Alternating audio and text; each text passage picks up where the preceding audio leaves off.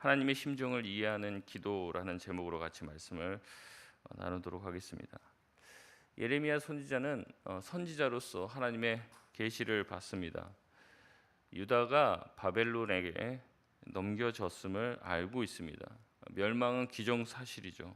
그래서 멸망의 임박을 선포할 수밖에 없고, 그 가운데서라도 하나님의 구원을 받기 위해서는 회개를 해야 한다고 회개를 촉구하고 있습니다. 굉장히 긴 장을 통해서 이제 계속 예레미야의 말씀을 우리가 듣고 있는데, 회개하고 돌이켜라, 안 그러면 벌 내리겠다, 이 내용이에요. 그러니까 읽고 있는 우리도 참 마음이 어렵고 계속 이런 메시지의 반복이라는 게 참 부담스럽습니다. 근데 우리는 어떻게 보면 이 일의 당사자가 아니에요. 그러니까 우리가 참 되게 회개도 안 하네, 이 정도로 말았으면 좀 돌이켜야지, 이런 생각들이 듭니다. 그런데 우리가 그 당사자라고 생각을 해보시면은 얼마나 지금 안 그래도 힘들어 죽겠는데 선지자랍시고 위로의 말과 격려의 말 좀 우리가 좀 잘 해보자, 하나님은 우리를 구원하실 거다, 도우실 거다, 이런 얘기를 해도 시원치 않을 판에 자꾸만 멸망한다고 얘기하고 자꾸만 부정적인 얘기를 하면 누가 그걸 듣고 싶어 하겠냐는 거죠. 우리가 제3자로서 어떻게 보면 이 말씀을 대해도 부담스러운데, 직접 이 일을 겪고 있는 사람들은 예레미야의 예언이 달갑지 않았을 겁니다. 듣기 싫은 것이죠. 그러니까 우리도 지금 듣기 싫단 말이에요.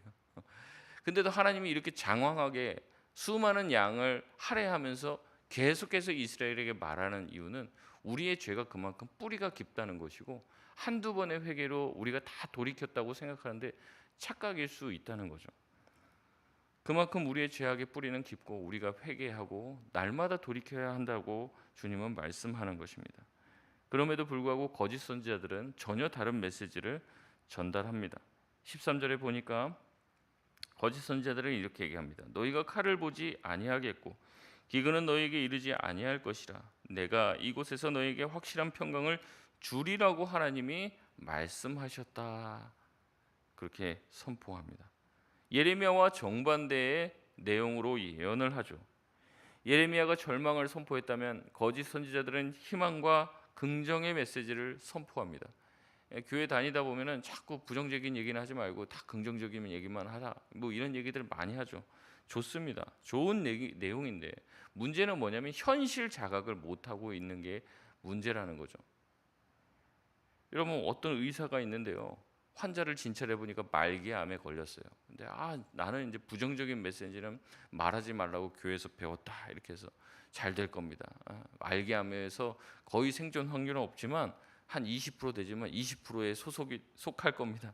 앞으로 한 10년은 거뜬합니다. 뭐 특별한 치료 받을 필요도 없고요, 열심히 기도하고 건강 관리 잘하면 될 거다, 이렇게 얘기한다면 그 의사를 좋은 의사라고 말할 수 있겠냐는 거죠. 의사라면 어때요? 지금 현재 상황을 정확하게 환자에게 설명을 해야죠. 무조건 긍정이 아니라 지금 상황이 이런데 이렇게 하면 좋은 부분도 있고, 지금 이렇게 봤을 때는 이렇게 됐을 때는 또 안 좋게 될 수도 있으니까 잘 생각하시고 잘 생을 또 정리하시고 마무리하시고 남아있는 생을 또 잘 보낼 수 있도록 이렇게 잘 가이드를 해줘야지, 무조건 긍정적인 부분만 말하는 게 똑똑한 게 아니에요. 지금 위기인데, 지금 곧 지금 무너지게 생겼는데 지금 뭐 앞으로 잘 될 걸 지금 얘기할 때가 아니라 이 위기를 어떻게 극복해야 될지 지금 현 상황에 대한 통렬한 자각이 있어야 한다는 것이죠. 그래서 예레미야는 슬픕니다. 안 그래도 돌이키지 않는 유다는 거짓 선지자의 메시지에 더욱 현혹이 되어서 하나님으로부터 더욱더 멀어지고 있습니다. 안 그래도 그들이 도움이 되지는 못할지언정 오히려 더 하나님의 메시지를 받아들이지 못하도록 방해하고 있는 거예요. 하나님은 이런 거짓 선지자들에 대해서 말씀하십니다. 14절 말씀 같이 읽겠습니다. 시작. 여호와께서 내게 이르시되 선지자들이 내 이름으로 거짓 예언을 하도다. 나는 그들을 보내지 아니하였고 그들에게 명령하거나 이르지 아니하였거늘 그들이 거짓 계시와 점술과 헛된 것과 자기 마음의 거짓으로 너희에게 예언하는도다. 아멘. 하나님은 선지자들이 자기의 이름을 들먹거리며 거짓 예언을 하고 있다고 고발하십니다. 하나님은 그 선지자들을 보낸 적도 없고 그들에게 말씀을 주신 적도 없고 뭔가를 이룬 적도 없다고 말씀하시죠. 그럼에도 그 거짓 선지자들은 당당하게 말합니다. 하나님이 어젯밤에 나에게 와서 말씀하셨다. 절대 칼이 임하지 않을 것이고 기근이 임하지 않을 것이다. 회복이 일어날 것이고 너희를 지켜줄 것이라고 나에게 말했다라고 거짓말로 선포한다는 거죠. 모르겠습니다. 그들이 정말로 거짓을 선포한 건지 아니면 그들 스스로가 뭔가 기도하다가 하나님이 정말 그렇게 말한 것인 양 착각을 한 것인지, 아니면 사탄이 그들의 마음을 속여서 그런 거짓 메시지를 그들에게 줬는지는 모르겠습니다. 하지만 거짓 선지자들이 가지고 있는 가장 큰 문제는 확실하게 하나님의 말씀을 받지 않았음에도 불구하고 받았다라고 생각하고 받았다라고 선포하는 것입니다. 성경에 계속 나오지만요, 선지자는요, 예언자는 항상 하나님의 어전 회의로 올라가요. 어전 회의에서 일어난 일들을 보고 하나님이 와서 직접 말씀하시는 것을 듣고 대언하는 사람이지 자기 말을 하는 사람들이 아닙니다. 그런 사람들이 너무 많죠. 저도 유튜브 보다 보면 깜짝깜짝 놀라요. 그게 이제 제가 뭐 기독교 관련된 그런 걸 보니까는 아마 이제 그런 게 뜨는 것 같은데, 무슨 전도사 어디 남미에 가서 막 기도하고 복음을 선포했더니 거기 깽단들 깡패들이 다 예수 믿고 돌아온다. 그럼 막 영상 찍어서 올라오는데 밑에 막 지금도 성령의 역사가 막 임하는군요. 물론 성령의 역사가 임할 수도 있지만 분별을 잘 해야 돼요. 우리가 그런 부분에 막 그 현상에 막 그냥 막 떠밀려서 이 사람이 전도사라는데 어느 교회에서 무슨 전도사인지 어디서 신학을 배웠는지도 모르고, 뭐 제가 봤을 때는 이제 짧은 영어로 막 하나님 살아계시다 뭐 그런 얘기를 해요. 무슨 복음에 대해서 얘기하는 것도 아니고 하나님 당신을 사랑합니다. 근데 그 사람들이 막 뒤로 자빠지고 막 무슨 막 귀신이 막 나가는 뭐 그런. 근데 여러분 이재롱 목사나 그런 뭐 관련된 그 영상이나 이런 거 봐도 그래요. 안진뱅이도 일어나고요. 휠체어에 앉아 있던 사람들, 말기암 환자들도 막 났어요. 근데 나중에 이제 밝혀졌잖아요. 다 연기하고 돈 받고 연기하고 막 이런 것들이 다 밝혀졌잖아요. 우리가 현상을 쫓으면 꼭 그렇게 된다는 거죠. 마귀한테 이제 놀아나는 겁니다. 거짓 선지자들이 있습니다. 지금도 활약을 하고 있고 암약하고 있어요. 어떻게 자기가 하나님이라고 얘기할 수 있습니까? 자기 스스로가 생각을 해도 자기가 하나님일 가능성이 없다는 거 본인도 알 텐데 막 당당하게 나와서 내가 재림주고 메시아다. 우리나라만 해도 하나님이 150명이 계시고 뭐 재림 예수가 250명이 우리나라에 있다고 그러더라고요. 그 정도로 많은 사람들이 있으면서 활약하면서 암약하고 있으면서 거짓 메시지를 전하는데도 불구하고 거기에 많이 속는다는 거죠. 왜냐하면 그 메시지가 자기 입맛에 맞으니까 그래요. 자기 입맛에. 하나님의 말씀은 자기 입에 씁니다. 우리가 받아들이기가 어려워요. 그러니까 잘 받지 못하죠. 그런데 자기의 귀를 즐겁게 하고 자기 귀를 기쁘게 할 만한 메시지를 전달하는 사람들에게 현혹된다는 거죠. 말세에 때 더 많은 희한한 일이 일어날 겁니다. 하나님의 이름을 빙자하여 천사의 옷을 입고 별의별 정말 희한한 일들을 펼치는 사람들이 나타날 거예요. 여러분도 꿈과 환상이나 뭐 여러 가지 것들을 하나님이 말씀해 주실 수 있습니다. 그걸 다 부정하지는 않습니다. 하나님은 지금도 그렇게 하실 수 있죠. 근데 분별을 잘 하셔야 돼요. 정말 이게 맞는가? 함부로 이거를 막 하나님의 뜻이다. 어디 가서 갑자기 뭐 예언기도 받고 조심하십시오, 진짜. 그리고 우리가 정말로 잘 분별하지 않으면 이 백성들처럼 다 넘어가요. 나는 아니다. 이렇게 생각할 그런 교만한 마음 가지면 안 됩니다. 나도 어느 누구에게든지 쉽게 넘어갈 수 있다는 거죠. 하나님은 그들을 향해 뭐라고 얘기합니까? 칼과 기근이 없을 거라는 그 선지자들을 향해서 칼과 기근으로 너희를 심판할 것이라고 말씀합니다. 하나님은 예전에 광야에서 그들이 말했던 것처럼 너희가 말한 그대로 내가 너희에게 돌려주겠다라고 말씀하시는 것이죠. 16절에 이 백성은 기근과 칼로 유린당해서 얼마나 시체가 많은지 장사할 자가 없게 될 정도로 장례를 치를 사람도 없는 거예요. 뭐 운구할 사람도 없고 뭐 파묻을 사람도 없어요. 다 죽어가고 이런 땅이 될 것이라는 거죠. 여러분 그렇게 되는 이유가 뭡니까? 그들의 거짓과 악독 때문에 하나님이 그들에게 형벌을 내리셨기 때문에 그런 것이다라고 얘기합니다. 하나님의 뜻은 정해져 있는데도 거짓 선지자들은 근거 없는 긍정의 말을 선포합니다. 17절에 너는 이 말로 그들에게 이르라고 말씀하시죠. 그러니 이 17절은 하나님께서 하시는 말이 될 수 있어요. 그런데 어떻게 보면 쭉 읽다 보면 이게 하나님의 말씀이 아니라 선지자의 말과 같이 느껴집니다.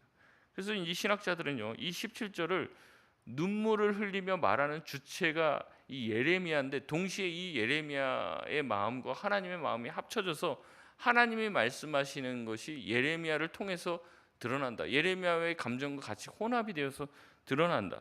그래서 예레미야가 말하는 것과 동시에 하나님의 말씀하시는 것이 된다, 이렇게 얘기합니다.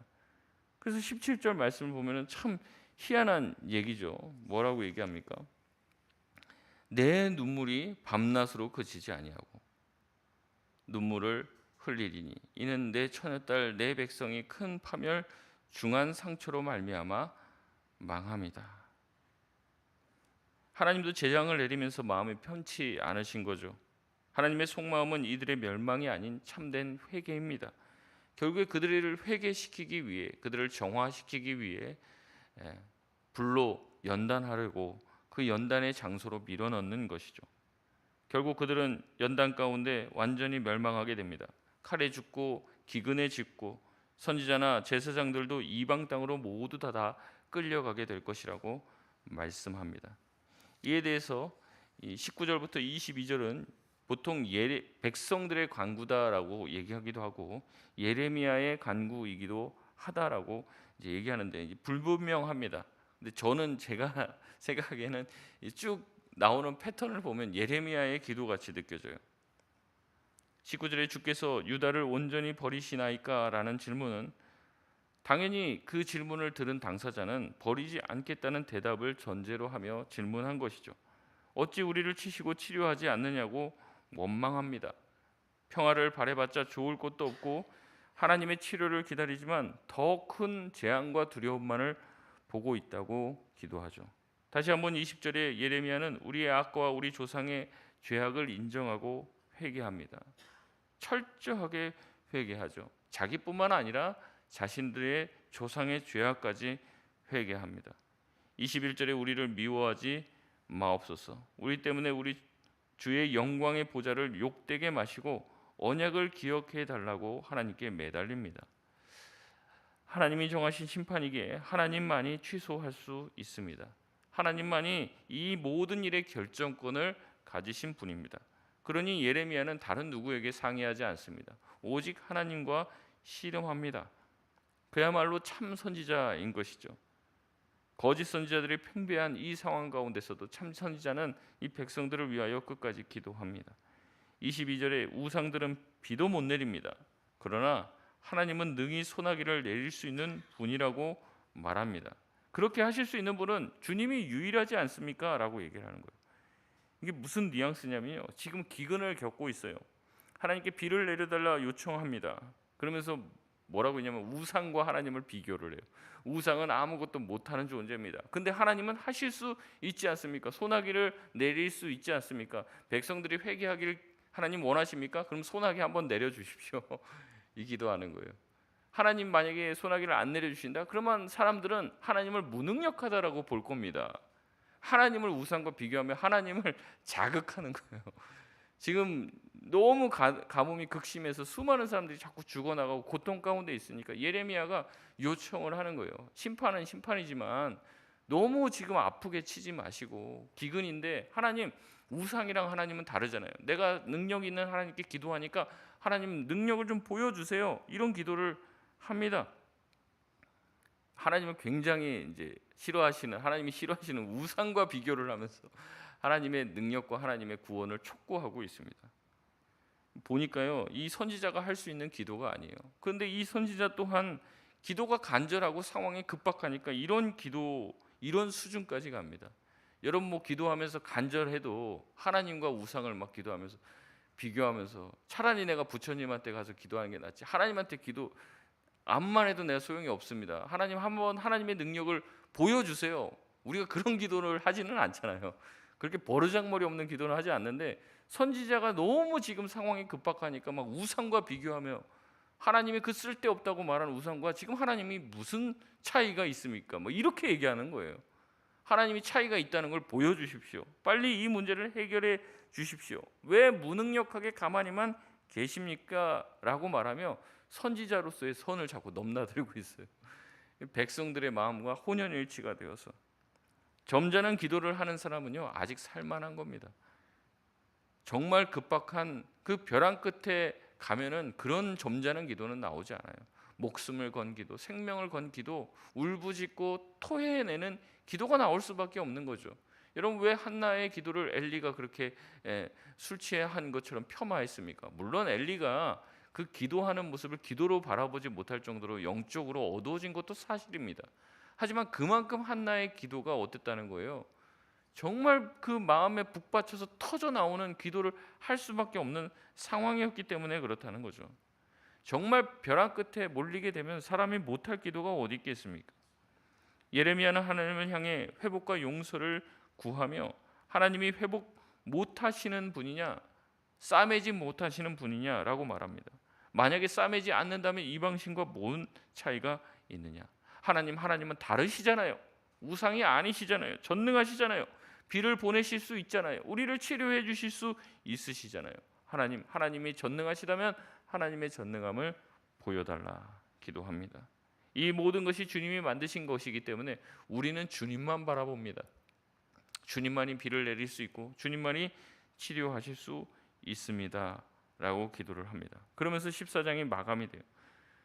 15장은 이제 내일 또 봐야 되는데 우리가 내일 같이 이렇게 나누지 못하니까 여러분 집에 가서 큐티를 하시면서 꼭 보십시오. 15장에 가도 하나님은 확고하세요. 안 변해요. 15장은 제가 14장 계속 쭉 읽다가 보니까 15장으로 자연스럽게 넘어갔는데 15장 1절에 막 뭐라고까지 얘기하시냐면 참 하나님이 해도 너무하시다 이런 생각이 들 정도입니다. 모세와 사무엘이 내 앞에 서서 기도해도 내 마음은 이 백성을 향하여 돌이키지 않겠다 이렇게 얘기합니다. 심지어 뒤에 보면요 하나님께서 4절에 15장 4절에 보면은 내가 그들을 세계 여러 민족 가운데 완전히 다 흩어버리겠다라고 그렇게 말씀하십니다. 가나안 땅에서 다 내쫓아버리고 흩어버리겠다고 말씀하십니다. 하나님이 극약 처방을 쓴다고 그랬어요. 웬만해 갖고는 이들이 돌이키지 않으니까 정말 충격요법도 이런 충격요법이 없죠. 집에서 쫓아내고 다시는 가나안 땅에 거주하지 못하도록 하겠다고 말씀하십니다. 이렇게 하는 이유는요 그들을 고통스럽게 하기 위함이 아니죠. 유다의 완전한 회개, 온전한 회개를 위하여 하나님은 이 일을 하십니다. 중간에도 나와 있지만 하나님은 이 일을 하면서도 우시는 거예요. 울면서 이 일을 하십니다. 하나님은 그들에게 벌을 내리며 동시에 아파하시는 분이지 벌을 내리며 좋아하시는 분이 아닙니다. 그렇기 때문에 예레미야는 하나님의 본 마음을 알고 있기에 기도를 포기하지 않습니다. 계속해서 도구의 기도를 합니다. 하나님은 예레미야의 기도를 그치라고 말씀하시고 모세와 사무엘이 와도 소용이 없다고 말씀하시지만 하나님의 마음 깊은 곳에서는 그들이 미워하는 심판이 아니라 그들을 사랑하기 때문에 징계하는 것이라고 말씀하고 있는 것이죠. 예레미야 또한 그 마음을 알고 있어요. 그렇기 때문에 하나님의 거절에도 그는 계속해서 하나님께 기도를 합니다. 하나님의 마음을 아는 기도, 우리의 기도가 그런 기도가 되어야 될 줄 믿습니다. 하나님의 마음을 깊이 이해하고 하나님의 뜻을 생각하며 기도해야 하는 거죠. 하나님께서 무엇을 원하실까? 왜 이런 일이 생긴 것일까? 어떤 기도를 해야 할까? 우리가 어떻게 해야 하나님을 기쁘시게 할 수 있을까를 늘 생각하시며 기도의 자리에 나아갈 수 있는 저와 여러분 되시기를 바랍니다. 말씀을 맺겠습니다. 예레미야의 선포에도 백성들은 거짓 선지자들에게 미혹을 당합니다. 자기가 듣기 좋은 얘기를 하기 때문에 그런 것이죠. 그러나 하나님은 그들이 한 그 말들을 거꾸로 그들에게 그대로 갚아주겠다고 말씀하십니다. 심판은 겁주려고 하나님이 하신 말씀이 아니죠. 반드시 일어나는 일입니다. 그러나 기도하는 사람을 통하여 하나님은 이 땅에 거룩한 씨를 남기십니다. 그리고 새 일을 행하시길 원하시죠. 여러분 그러기 때문에 우리는 기도해야 할 줄 믿습니다. 돌이키지 않는 자들을 위해서 기도하시고요. 변화되지 않는 사람들을 위해서 기도하시고 변화되고 달라지지 않는 나의 성품을 놓고 기도하시길 바랍니다. 하나님은 우리가 변화되길 원하시고 우리가 기도하는 그 사람이 새롭게 되길 원하십니다. 그렇기 때문에 그 하나님의 마음을 품고 우리가 기도하며 나아갈 때 하나님은 그 기도 중에 우리를 변화시킬 것이고 우리가 기도하는 그들 또한 변화시킬 줄 믿습니다. 하나님이 원하시는 하나님 기뻐하시는 그 뜻을 위해서 살아가는 저와 여러분 되시길 바랍니다. 우리